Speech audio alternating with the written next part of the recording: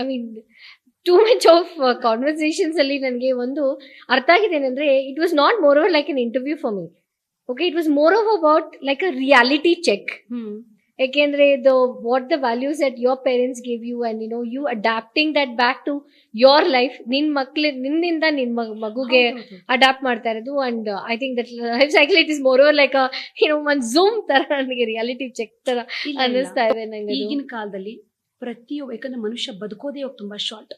ನಾಳೆ ನಿಮಗೆ ಗೊತ್ತಿಲ್ಲ ಏನಾಗುತ್ತೆ ಅಂತ, ಯಾಕಂದ್ರೆ ನಿಮ್ಗೆ ಕಾಣಿದ್ರು ಭವಿಷ್ಯನೂ ಗೊತ್ತಿಲ್ಲ. ಬಟ್ ಇರುವಂತಹ ಸಮಯದಲ್ಲೇ ನಾವು ಪ್ರತಿಯೊಬ್ಬ ಮನುಷ್ಯನ ಜೊತೆ ಖುಷಿಯಾಗಿಡೋದಕ್ಕೆ ವ್ಯರ್ಥ ಮಾಡ್ಬೇಕಾಗತ್ತೆ. ಅಂಡ್ ಒಂದು ಒಳ್ಳೆ ಗುಣಮಟ್ಟದ ಜೀವನ ಶೈಲಿ ಆರಂಭ ಮಾಡ್ಕೊಂಡಾಗ ಗೊತ್ತಿಲ್ಲ ನಮ್ಮ ಆಯುಷ್ ಇನ್ನೂ ಒಂದು 20 ವರ್ಷ ಜಾಸ್ತಿ ಆದ್ರೂ ಆಗ್ಬೋದು, ಹೇಳಕ್ಕಲ್ಲ. Very very right, very right.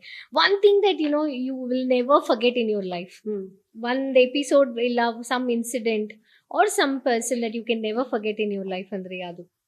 ಮರೆಯಕ್ಕಾಗದೇ ಇರುವಂತಹ ವ್ಯಕ್ತಿ ಅಂತ ನನ್ನ ಲೈಫಲ್ಲಿ ಏನಿಲ್ಲ. ಅದು ನನ್ನ